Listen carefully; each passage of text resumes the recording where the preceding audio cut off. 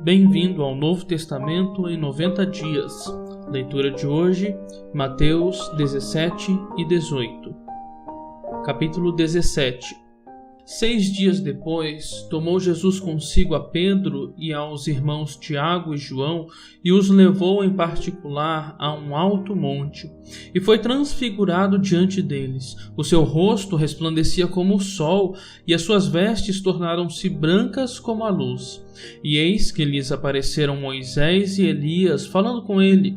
Então disse Pedro a Jesus: Senhor, bom é estarmos aqui. Se queres, farei aqui 3 tendas, uma será tua, outra para Moisés e outra para Elias. Falava ele ainda, quando uma nuvem luminosa os envolveu, e eis vindo da nuvem uma voz que dizia: Este é o meu filho amado, em quem me comprazo, a ele ouvi. Ouvindo aos discípulos, caíram de bruços, tomados de grande medo.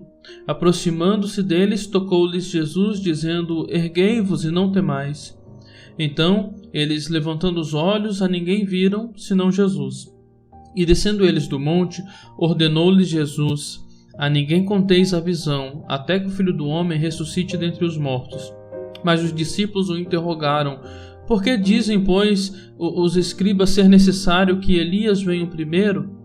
Então Jesus respondeu: De fato, Elias virá e restaurará todas as coisas. Eu, porém, vos declaro que Elias já veio, e não o reconheceram. Antes fizeram com ele tudo quanto quiseram. Assim também o Filho do Homem há de padecer nas mãos deles. Então os discípulos entenderam que lhes falara a respeito de João Batista.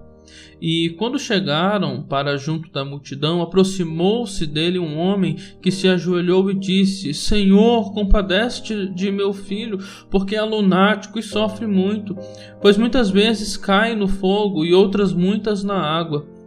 Apresentei-o a teus discípulos, mas eles não puderam curá-lo. Jesus exclamou: Ó geração incrédula e perversa, até quando estarei convosco? Até quando vos sofrereis? Trazei-me aqui o menino. E Jesus repreendeu o demônio, e este saiu do menino, e desde aquela hora ficou o menino curado. Então os discípulos, aproximando-se de Jesus, perguntaram em particular: Por que motivo não podemos nós expulsá-lo? E ele lhes respondeu: Por causa da pequenez da vossa fé. Pois em verdade vos digo que se tiverdes fé como um grão de mostarda, direis a este monte: Passa daqui para acolá, e ele passará. Nada vos será impossível. Mas esta casta não se expele senão por meio de oração e jejum.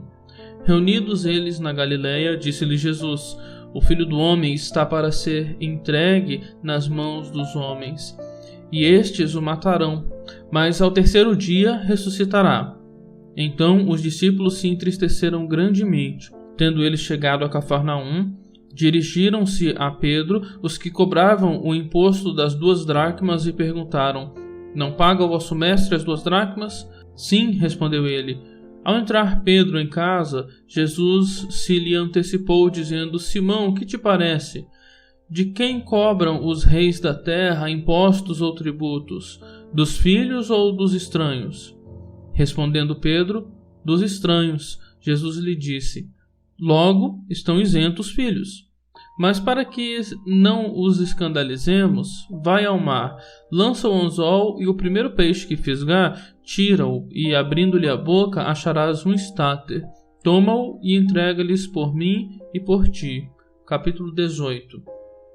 Naquela hora aproximaram-se de Jesus os discípulos, perguntando: Quem é porventura o maior no reino dos céus? E Jesus, chamando uma criança, colocou-a no meio deles. E disse: Em verdade vos digo que, se não vos converterdes e não vos tornardes como crianças, de modo algum entrareis no reino dos céus. Portanto, aquele que se humilhar como esta criança, esse é o maior no reino dos céus. E quem recebeu uma criança, tal como esta, em meu nome, a mim me recebe. Qualquer, porém, que fizer tropeçar a um destes pequeninos que creem em mim, melhor lhe fora que se lhe pendurasse ao pescoço uma grande pedra de moinho e fosse afogado na profundeza do mar. Ai do mundo por causa dos escândalos, porque é inevitável que venham escândalos, mas ai do homem pelo qual vem o escândalo. Portanto, se a tua mão ou o teu pé te faz tropeçar, corta-o e lança-o fora de ti. Melhor entrares na vida manco ou aleijado do que, tendo 2 mãos ou 2 pés, seres lançado no fogo eterno.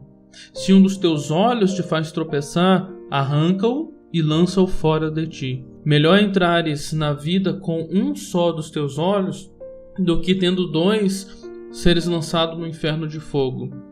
Vede, não desprezeis a qualquer destes pequeninos, porque eu vos afirmo que os seus anjos nos céus veem incessantemente a face do meu Pai Celeste. Porque o Filho do Homem veio salvar o que estava perdido. O que vos parece? Se um homem tiver 100 ovelhas e uma delas se extraviar, não deixará ele nos montes as 99, indo procurar a que se extraviou?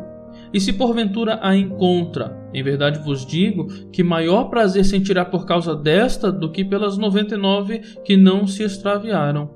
Assim, pois, não é da vontade do vosso Pai Celeste que pereça um só destes pequeninos. Se teu irmão pecar contra ti, vai arguí-lo entre ti e ele só. Se ele te ouvir, ganhaste a teu irmão. Se porém não te ouvir, toma ainda contigo 1 ou 2 pessoas, para que, pelo depoimento de 2 ou 3 testemunhas, toda palavra se estabeleça. E se ele não os atender, dize-o à igreja. E, se recusar ouvir também a igreja, considera-o como gentil e publicano. Em verdade vos digo que tudo que ligardes na terra terá sido ligado nos céus, e tudo que desligardes na terra terá sido desligado nos céus. Em verdade também vos digo que, se 2 dentre vós sobre a terra concordarem a respeito de qualquer coisa que, porventura, pedirem, ser-lhe-á concedida por meu Pai que está nos céus. Porque onde estiverem 2 ou 3 reunidos em meu nome, ali estou no meio deles. Então Pedro, aproximando-se, lhe perguntou: Senhor, até quantas vezes meu irmão pecará contra mim que eu lhe perdoe? Até 7 vezes? Respondeu-lhe Jesus: Não te digo que até 7 vezes, mas até 70 vezes 7. Por isso, o reino dos céus é semelhante a um rei que resolveu ajustar contas com seus servos. E passando a fazê-lo, trouxeram-lhe um que lhe devia 10.000 talentos. Não tendo ele, porém, com que pagar, ordenou o Senhor que fosse vendido ele, a mulher, os filhos e tudo quanto possuía, e que a dívida fosse paga. Então o servo, prostrando-se reverente, rogou: Sê paciente comigo, e tudo te pagarei. E o senhor daquele servo, compadecendo-se, mandou-o embora e perdoou-lhe a dívida. Saindo, porém, aquele servo, encontrou um dos seus conservos que lhe devia 100 denários, e agarrando-o, o sufocava, dizendo: Paga-me o que me deves. Então o seu conservo, caindo-lhe aos pés, lhe implorava: Sê paciente comigo e te pagarei. Ele, entretanto, não quis. Antes, indo-se, o lançou na prisão até que saudasse a dívida. Vendo seus companheiros o que se havia passado, entristeceram-se muito e foram relatar ao seu senhor tudo o que acontecera.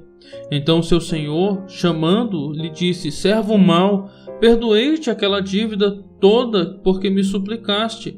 Não devias tu igualmente compadecer-te do teu conservo, como também eu me compadeci de ti? E, indignando-se o seu senhor, o entregou aos verdugos até que lhe pagasse toda a dívida.